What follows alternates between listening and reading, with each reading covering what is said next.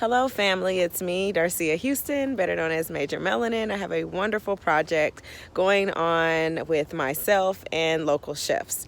And what happens is I actually harvest, and the chef will prepare the meal, the salad, whatever the dish is. They'll prepare it on site, and the goal is to feed local employees. At this particular location, we were at Friendship West Baptist Church, and we were able to feed some of the staff that was on campus as the campus is closed via COVID. So it was a wonderful surprise. We actually were able to feed another chef, Chef White. So yeah, check it out. See me harvesting, see her preparing, and the other items she did get from the store, but she does use health stores and healthy food options when she can't get it directly from the garden.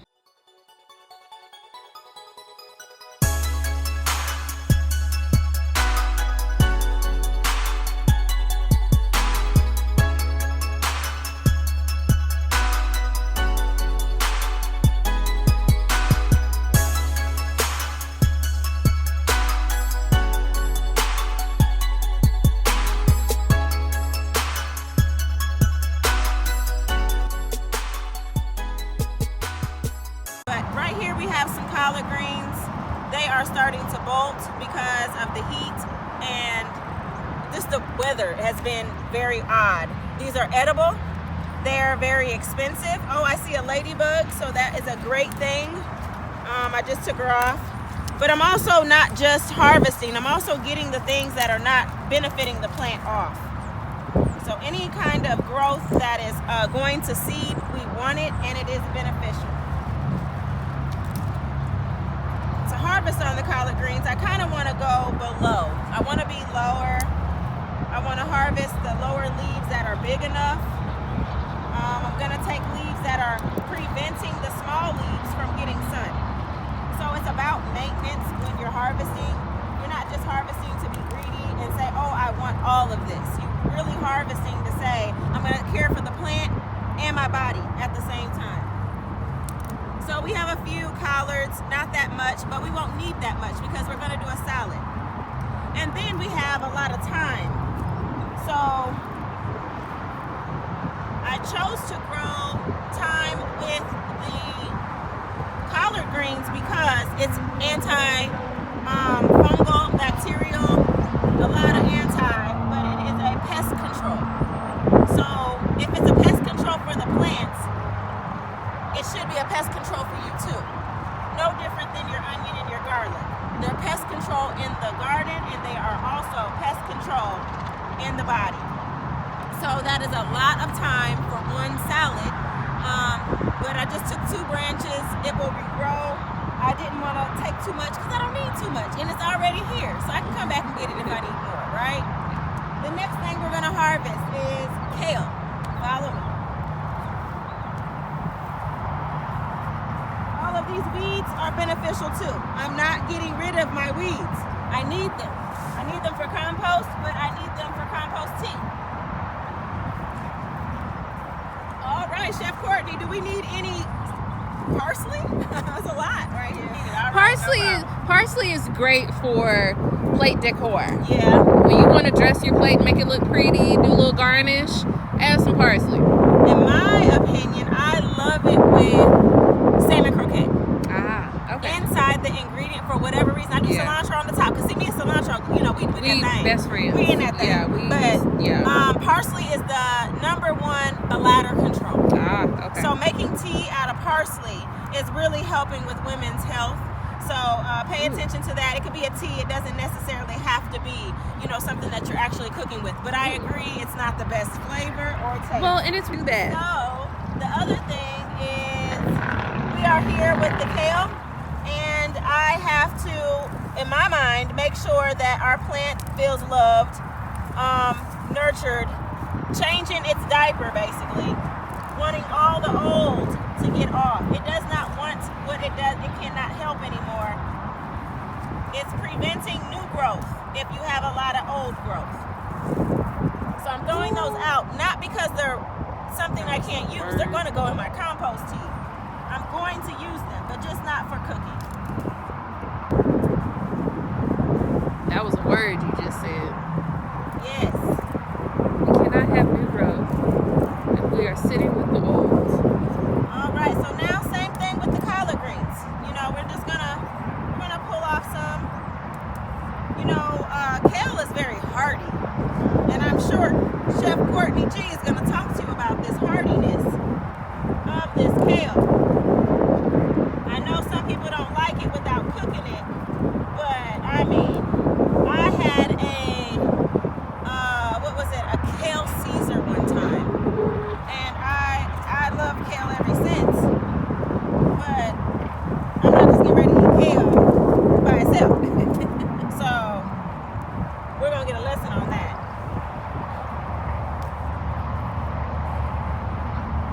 Is this enough kale? Oh, that's plenty. Perfect. That's plenty.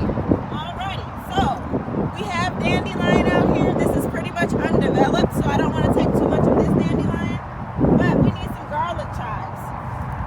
And this is garlic or onion chives. Let's smell. Let's see. What are those with the bulbs in the front? This smells like onion, but these are the seeds. So, but they're flavored too. So let's harvest one today so we can open it and that you can see how to use it for flavoring. Yes. But they are, it smells like onion chive to me. Yeah, it does. So that means we need to grab some garlic. The garlic chives. I think this is society garlic right here. It smells like it is. Yeah, so society garlic is a lot lighter. It's Yeah, not as but it's rich. not as, yeah. But you see that it's right next to an onion. So it's hard to tell on your chives sometimes. You really got to just smell what's going on. Alrighty. And we are right here. Looks like an ant bed. Yes, we are. I'm in an ant bed as we speak. As you see, my boots are in this ant bed. So, yeah, watch this. All of that. There they coming. Yeah, I feel like that was straight bugs. Yeah. So, I'm in an ant bed, and I was going to harvest these dandelions, but they're in the ant bed too. So, we're not going to do that. Yeah, because Where we're going to go, what else do we need? we have the kale. Do we have any herbs like rosemary? We do. Okay, here's some, over here, we have a lot of weeds and lemongrass that will pop back soon. But you see this wonderful dandelion right here, right? This is all about compaction. And dandelion is a little prickly something, So you just got to be careful how you harvest it and how you hold it after you harvest it. Because it's protecting itself.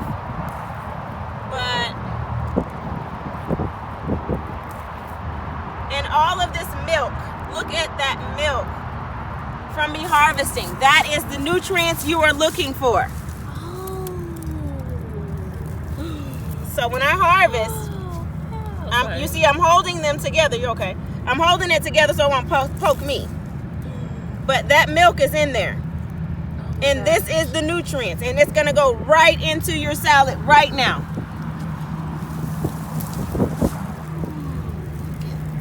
That's beautiful. I feel like that's milk from the gods. So now we're going to go find some rosemary.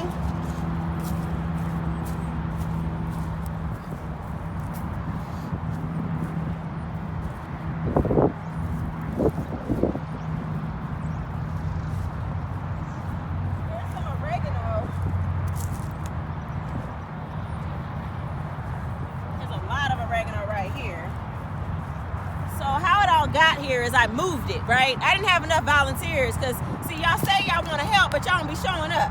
So I didn't have enough volunteers. So when it came time to weed this particular bed, all I did was pick up the herbs and move them somewhere so that I could get all the weeds out. So I just left it right here accidentally. So it's here, and we got a lot of oregano. Oregano is the #1 reproductive organ's friend. Reproductive organs for women. It's a warming, calming effect as well to the body. But but it is extremely beneficial. It could be a ground cover and protect your grounds as well. I just pulled off one with roots. I could regrow this. We're gonna give this to Chef G so she can regrow this one. This one has roots. This is valuable. A lot of times when you go to the store, you might not see roots because they don't want you to regrow for yourself. But how hard is it for me? It's easier for me just to pull this up and sell it versus making sure that you can't have access to regrowing it, right? So look for the roots when you're growing stuff over. But yeah, it's not that hard to make sure people can regrow for themselves. It doesn't take any extra effort. It takes more effort to make sure you can't grow than to, do that. So we have a lot of carrots and stuff over here. We have some lavender, but we're not going to harvest any of that. And I have a lot of rosemary that has died. It is an herb and it's still great to use. Let me get my oregano back. So yeah, we're going to use some of this dried rosemary. And we're going to use some fresh. Hope I'm not stepping on no carrots because I've got that bad in my life. All right, so we have rosemary as well. It's very fragrant. Let's go back and talk to Chef Courtney G.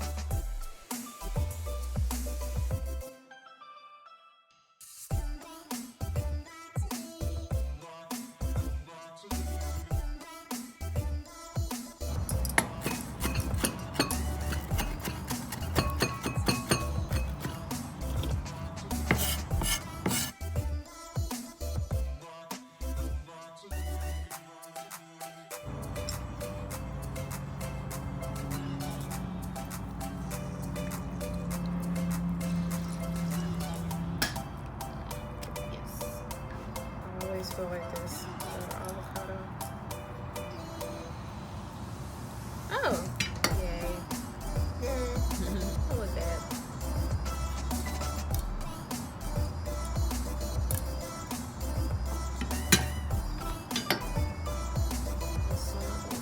Cilantro here.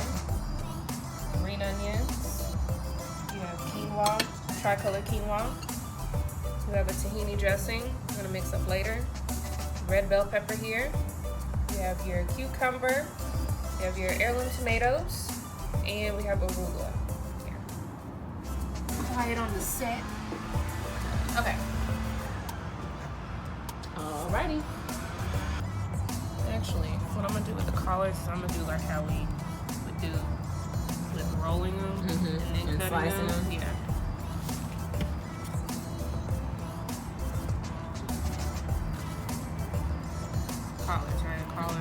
Collards, and then I'll pluck the herbs. Yeah. Dandelion. Okay. Yeah. I'm gonna do the same thing with the dandelion, but I'll wait for that. I kind of want some of it to still be like off to the side for like rustic purposes. Right. Oregano. And this is the oregano you can regrow. Oh yes, we'll leave that off to the side. Yeah. The thyme. Yep. Beautiful. Thyme, oregano. Okay. Perfect. Rosemary. Regrow that, right? Which one? The rosemary. Like you could regrow the rosemary. I didn't harvest it in such a way. I actually kind of pinched it, and I just probably need to slice it and put it in rooting agent or honey, And I've been successful at Paul Quinn, but I've been unsuccessful more than I've been successful in propagation of rosemary. And it must stay heated. See, that's the thing. Okay, so that's why my rosemary be done. Because I'm thinking it's more like a dry. It wants to get dry. It wants to dry entirely and be watered again. But in propagation mode, it had to stay moist. I didn't have any holes. I actually regrew it in one of those clam shells you would get your arugula in. You know, those clam. That's what I regrew it in. And my farm director at the time was like, Darciea, I don't think it's going to take because, you know, it needs a lot more air. I was using the end of the greenhouse where there was a lot of ventilation anyway. So it did get dry on top, but I think that bottom stayed moist, and I think that it helped it. And I was just coming out of Master Gardening at the time, and they talked about root agent. So it did have a rooting agent. I did not use honey, but honey is a rooting agent.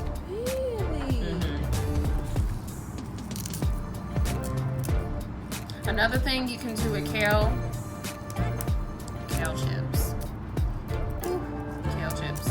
After I show you how you were able to break down, you see how tough it is. Kale is very, it can be rough. It can be very firm. It's not something that's just, see how a little bit more flimsy the arugula is. This one is like, no, it's like iron. Sometimes if you're biting into that, you're not able to chew it, or you have to chew a lot before you can actually even get ready to swallow it. So we're gonna show you how to just break that down, how to just get all into the kale with the olive oil, seasoning, which is fun. I love get your hands in there. Really like kind of flimsy a little bit. So I'm actually just going to take all of this, some of it like this here, I'll go ahead and put some of this off. That stem is kind of rough right there. But some of this, I'm just gonna take this here.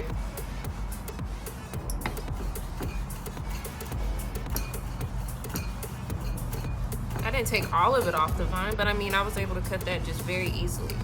So if you don't feel like actually sitting here and doing that, you can just take this right here, this bundle right here, pinch it together, you can just chop it.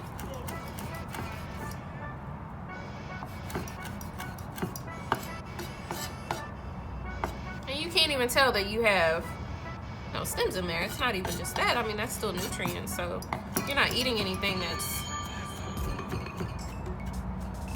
going to be harmful to you. Love fresh herbs. It smells so good. Okay. Taking rosemary and you are just wanting to get off the vine, always go the opposite direction from the stem. So there you go. You got rosemary. Now, if you want to chop this up smaller, I don't mind it being this way because I mean, look at how tiny one of them is, you know. But, oh, the smell of it smells so good. Love rosemary. And then just pick it apart a little bit. And just throw it in your salad. If you don't want to chop it up, you don't have to. Oh, it smells so good. You can make tea out of the stems if you don't want to compost them or regrow them.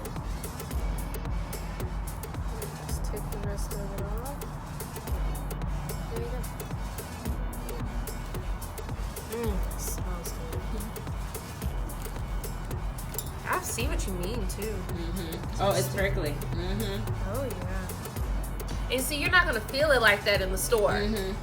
And there's so many different varieties. This is a wild variety, so Wild that makes variety of it. dandelion. Yeah, so you have so many different types of dandelion. And you said they can. And dandelion is a weed. Yes, Yeah, okay. it is So it's definitely wild. a weed. Yeah. And it is my soil compaction signal. Yeah. I know my soil is extremely compact in certain areas, Yeah. so I might need to loosen the soil in certain Oh, areas okay. if I have too many, dandelions growing. I mean, they're seeds like everything else, you know, they're Yeah. gonna blow, so Yeah. they'll grow where they're planted. But Yeah. if they're coming up, you know, on their own, it's showing you compaction in the soil. It's too much. It's too dense. Too dense. Yeah. Oh, okay. So since it's sticky back here, should I like shave any of that off? I think that honestly, watering or the water, I'm not sure, but I thought that it would, you know, displace itself upon water. Okay. We can do an experiment. Yeah, I'm testing out stuff now. Right. It's like, how do I don't even know if this will work. I'm just trying to see. Right. I know ain't nobody really gonna want to do this. Hi. Look at all this green. You can make them as big or as small as you like. None have to be any type of size.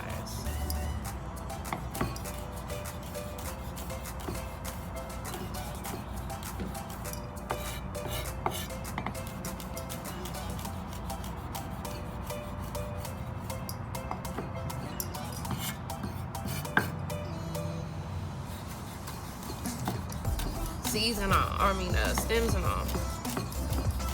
I like using the stem sometimes because it has like a little bit of a firmness, but I mean it's not gonna hurt you. You might get a little extra nutrients from it. Just as Yeah. that is, it's, you know, it's processed.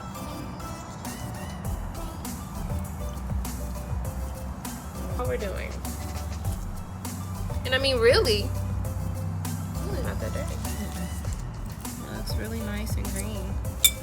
So, if you were just taking your kale by itself, then what you would do, you would wash it, you would peel it from the stem, and then what you would do is you would break it down. And how you actually break down kale, how you're able to chew and tenderize it. You think of when you eat meat, you add salt, you add oil, you season, and you actually tenderize your meat because you wouldn't eat it raw because you can't chew through it.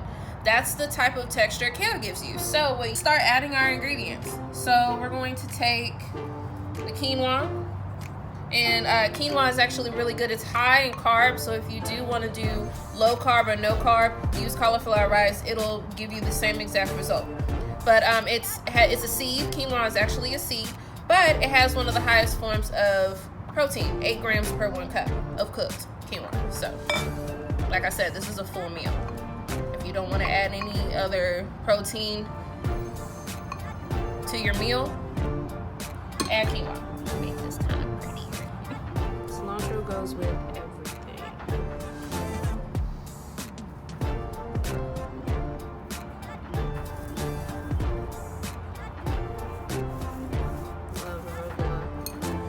Arugula is going to give it a nice bite. Very nice bite. You have that. I mean, whenever you're using your spices and you're using your thyme and you're using your oregano and your rosemary and your garlic powder and your onion powder, I mean, I can go all day. Your smoked paprika. All of that is your flavor. That's your flavor. All you need salt for is to enhance that. But sometimes you just add, if you add too much salt, I mean, what does that do? That gives you bloat. That does not help your kidneys. So, I mean, we have a lot of high salt foods because salt is actually a preserve. And so when you're preserving your food, you're doing preserved meats, and when you're preserving like lemons and things like that, you cover it with salt to preserve it, right? But that also traps in water. So be careful about adding too much salt, thinking that you're seasoning, and you're really not. You're just bloating yourself. Yeah.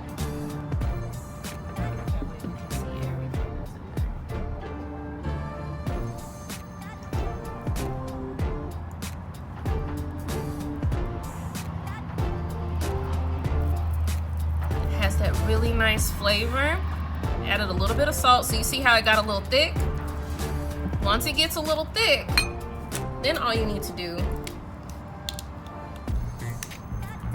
slowly add in your water. This is your dressing, and you can make it as thick or as loose as you want. So if you're a dipper, you want it thick. If you're a dipper, you want it thick. As for a salad dressing, this is pretty good. Pretty good consistency. Mm-hmm.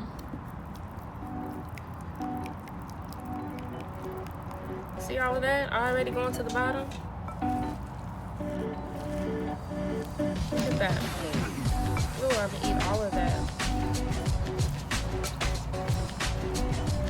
All that stuff up from the bottom. Bring it to the top again. And see, that was plenty of tahini dressing. Like that actually, you see it coated everything. Look at that.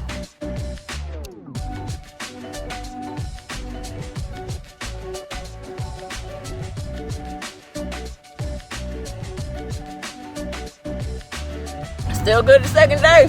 I ain't even put it in the refrigerator. Chef Courtney G made this for me yesterday, and I'm about to smash today. Ha!